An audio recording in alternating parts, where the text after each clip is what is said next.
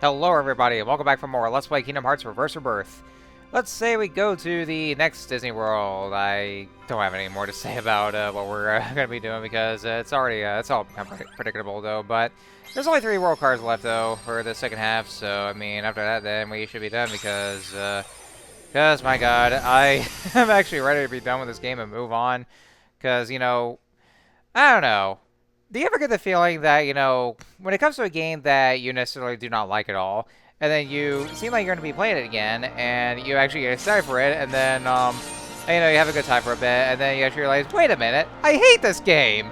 Yeah, that's that's kind of the feeling I get here, so it's kind of what it is for this game too, because, you know, because, like, you know, at first I actually have a bit of a good time, you know, just using the card system and all that. But then I actually realized, oh, wait, no, I don't even like this game. Why was I excited in the first place? And then even more so since going to Riku's campaign, and then things kind of drag, and it actually starts to get really repetitive right about now, and so it's like, yeah, I hope to get this done too, because, you know, I just want to be done with this. I just want to, you know, get this done, move on to the next Let's Play, and, you know, I'm sure a lot of you guys are probably just asking, well, Tyler, if you don't like this game very much, then why are you even doing a Let's Play event? Well, because I have to, that's why. I already did a Let's Play Kingdom Hearts 1, and, well, you know, in my extension, I, you know, started doing a Let's Play, you know, with the Kingdom Hearts series, of course. So, therefore, to follow along with the, with chronology, yeah, that's how it's pronounced, I'm sorry, chronology of this whole thing, then that means I had to do a Let's Play Chain of Memories. I must. Well, in this case, Rechain of Memories, but, you know.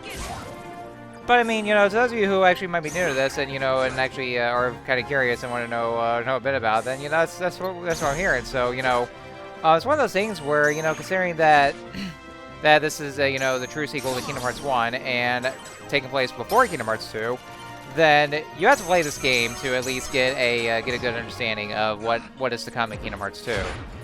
And so the same is going to be said for these Let's Plays I'm doing right here. So therefore, you know, I just did my Let's Play Kingdom Hearts 1, and so therefore, I have to do this game. It's important that I do so before I actually get to doing Kingdom Hearts 2. So there wouldn't really be any confusion, like there already was to begin with. So, and yes, I didn't even say this. Yeah, we're here in Olympus Coliseum again. So yeah, we're essentially doing these well, glorified Coliseum battles. I really wish I could say, but it's not really Coliseum battles and all that, though. So, I mean, they just kind of did away with those.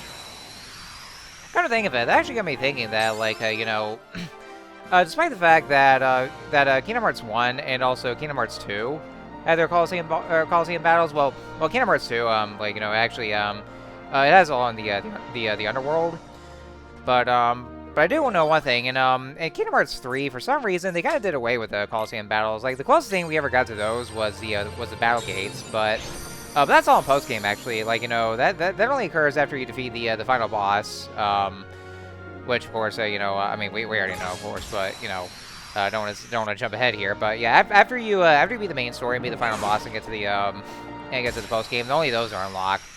So, yeah, that kind of, well, I don't know, it kind of makes me miss it a bit here, but, you know, that's just small potato, so.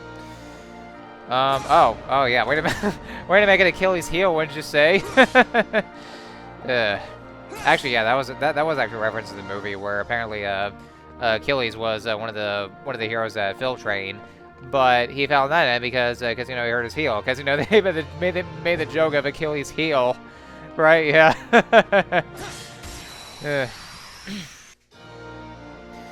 Anyway, so hope you guys are having a good day so far. I already got done with my shift from work, and so yeah, that's why I'm kind of a little tired, a little disoriented right now, and just feeling exhausted. And so I have a glass of water next to me, so I'm gonna go and drink some in case I start to lose my voice here. So.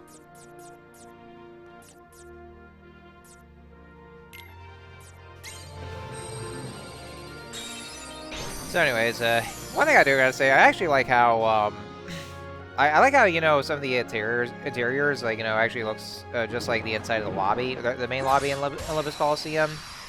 And, you know, it kind of seems like, you know, you're actually going around the other parts of the Coliseum, too. But yeah, going back a bit here, then, yeah, I'm still exhausted, so, you know, my commentary, it might seem a little, you know, too much exhausted here, and, you know, that's just, you know, the state I am right now, so, you know, I I do hope you guys can bear with me on this one, though, so, you know. But I do at least want to get this done and over with, though, and, you know, because it is Wednesday, so that means I had to do this commentary here. And I can't get up this stupid fucking ledge up here because, you know, apparently there's no contact sensitive thing where Riku could just quick grab up there, so, and also because of the statue that was in the way, so that's the reason. Like, the whole thing is treated as a solid object. Like, there's some kind of invisible barrier by the handle of the spear, and I don't know what's going on with my speaker. It's making this weird saggy sound, so it's been over quite a bit here. I do want to get some new speakers, though, but not yet because I'm, well, money's still tight right now, and, well, I'll probably get those back by the time I do my W-2s, because I know tax season is here, and so, if I'm able to actually get some, to get my W-2s from work, then, you know, I'll be able to do those taxes and get those tax refunds back, so, you know, if you guys already got those, then, you know, make sure you do your taxes, because, you know, that's, you know, one of those adult things. Well, if you're an adult already. If you guys are teenagers watching this, then you don't have to worry about that, you lucky bastards. But but yeah, those of us adults here, yeah, we just you know, gotta do adult stuff and you know, just do all those taxes, and you know, that's just how it be.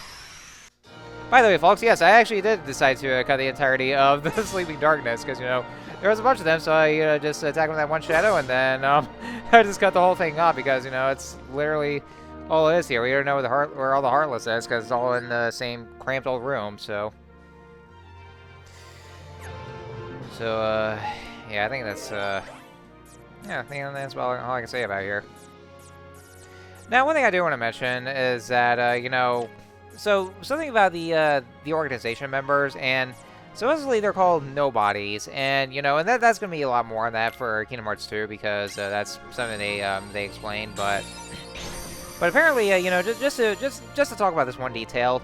So the nobodies, like the organization members, they're not really supposed to have emotions. Like, you know, they may seem like they do at first, but the whole thing is actually just you know, fabrications that, you know, that they would just come up with. So, you know, they're just faking the whole thing.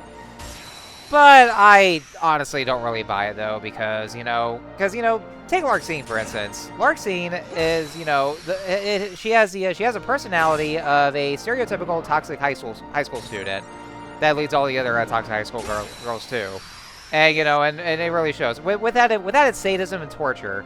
And so that's very much another personality. And so, you know, with all the expressions and all that. So, you know, in the case of all these right here, then, you know, how is that even possible? I mean, I don't know. You know, it's stuff like that, you know, some weird ass and, you know, mundane kind of things that Tetsuya Nomura ever does come up with and all that here. And, you know, he, you know, introduces some concepts and all that, and, you know, and none of them make sense whatsoever, though, and, you know, they don't really justify anything whatsoever. They don't have a full explanation, or, you know, they don't even,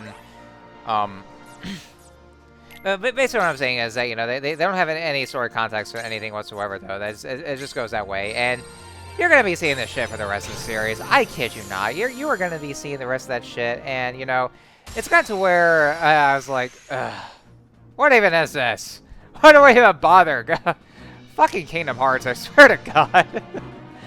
But, guys, don't worry. I'm not drunk or anything. I know it sounds like I'm drunk right now, but you know, I'm still a little disoriented from work, so it's gonna sound like that. So, anyway, so now we have Hades again, and so let's go ahead and put James Wood in his place for his controversial post on Twitter and all that too. We're gonna just teach him a lesson here. So, anyway, so one kind of well, actually no, that wasn't it though. It was actually one of the dual systems, but yeah, so just like with Captain Hook, Hades is also is the only other one of those Disney bosses that uses slates, which of course we already know back in the Source campaign. So, so you do want to be careful at least when you fight him. And yeah, somebody got through the card duel. I meant to use Mickey, but I had the card duel. So this is actually one of those new moves that we have here. This one is actually one of the best in the whole game, Dark Barrage.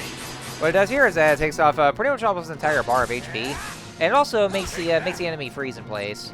So, you know, so that way there you can actually get the upper hand here too. So it's definitely one of the best out there. So I actually really like it like that. And so let's do one more finish here. And this is actually my second attempt here. I actually failed the first attempt. So Oh, I guess I was a little too careless with all that here, so... Anyways.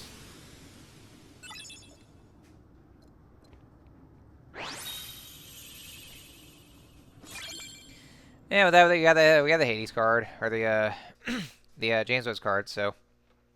I don't know, I had to say it like that. Yeah. I'm always talking to my ass right here, you know, at this point, because, you know, just because of how absolutely tired I am, so...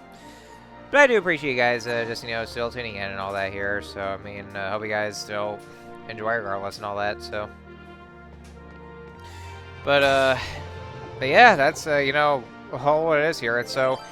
And, you know, I also want to say this here, is that, you know, remember back in my Kingdom Hearts 1 Let's Play that, you know... because the story in that game is very simplistic, and you know it's very easy to swallow and all that.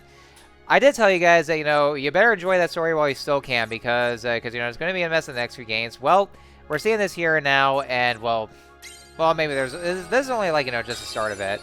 In fact, Kingdom Hearts Chain of Memories is actually the only a sneak preview of all this mindfuck that's going to come. And Kingdom Hearts 2 is really is really where the whole mindfuckery just rears its ugly head, and you'll definitely see. So yeah, that's exactly what I told you guys. So yeah, just remember what I said. Enjoy that while you still can, because holy shit. And you know, man, there's gonna be a lot to talk about, because you know, because like, you know. I would have to say this much though, that you know, I'm not exactly well, not really so much of a fan of the story in Kingdom Hearts. I mean, you know, it's only because of the inconsistency of it all, though. I mean, I honestly couldn't care less of how convoluted it is, no matter how infamous that about Kingdom Hearts, you know, for its whole convoluted storyline. You know, it is very notorious for that, but you know, honestly though, I mean, I really couldn't care less about that though.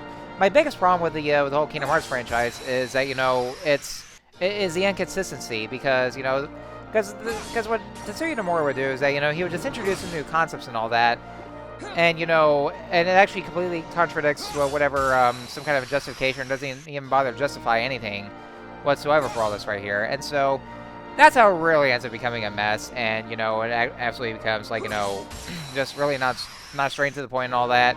And if anything though, it's just, you know, I don't know. That's just absolutely messy. It is right here, and that's one thing that really bugs me. It just really makes it just come off as hogwash and all that. And you know, that's why I don't really follow much up on it though. But oh god, wait till he gets a fucking dream drop distance, because yeah, of course that fucking game would actually just go in and, you know, literally just, like, you know, take everything and just, you know, bust it all down and just give it a giant middle finger and all that. But again, more on that when I get to that fucking game, of course. Sorry about that voice crack. You get my point. Yeah, I know. I always have a voice crack whenever I try to get my point across too. So, anyway, so that's all that I'm raining aside there, and yeah, we're pretty much done with this here. So, yeah, overall, I do want to get this game done and over with. I mean, we're just about, you know, almost done. At the very least, I'm just doing one world per video. Unlike in Swords Campaign, where I had to split the worlds in two because this takes a lot longer, but you know, we're getting there definitely. We'll get this game done over with in no time. So, anyways, on to the next basement floor.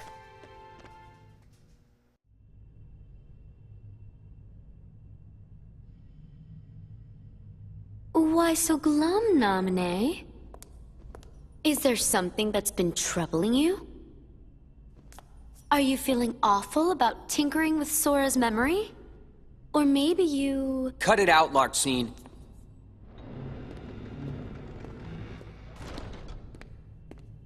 Namine? She doesn't want to remember Sora. Is that so? Don't worry. Whatever's hurting you, I'll make it go away.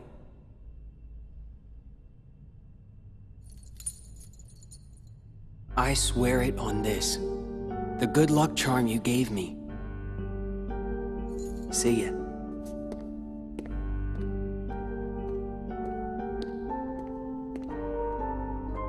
That's just amazing! It's almost like you completely made his heart from scratch. Nice touch with the good luck charm. I didn't know you could use memories to transform objects like cards into keepsakes. You used the same trick on Sora, right? You changed Kyrie's good luck charm with your magic, didn't you? It won't be long before Sora forgets about Kyrie completely, and then he'll be all yours to... He won't forget. Huh? No matter how much I change his memory, Sora will never forget Kyrie. Memories of me, more false memories of me, will just make his feelings for Kyrie even stronger than before. Because I'm the shadow of Kyrie. What's your problem with that? That should be your incentive not to screw anything up. Just do a good job rewriting Sora's heart, then you can actually be somebody, and no longer just Kyrie's shadow. You'll be real in Sora's heart. I pronounce C nominates fuck you face. And so what is this? So that's a kind of strange philosophy about, you know, about Naminé being Kyrie's shadow and all that. But there is an explanation of that as to what Naminé's origins are and her whole connection to Kyrie and all that. So, but you know, more on that later. Ugh. Anyways, next time on Let's Play Kingdom Hearts 3 Chain of Memories, next Disney World. But we have 2 more worlds to go. So until next time, I'll see you guys later.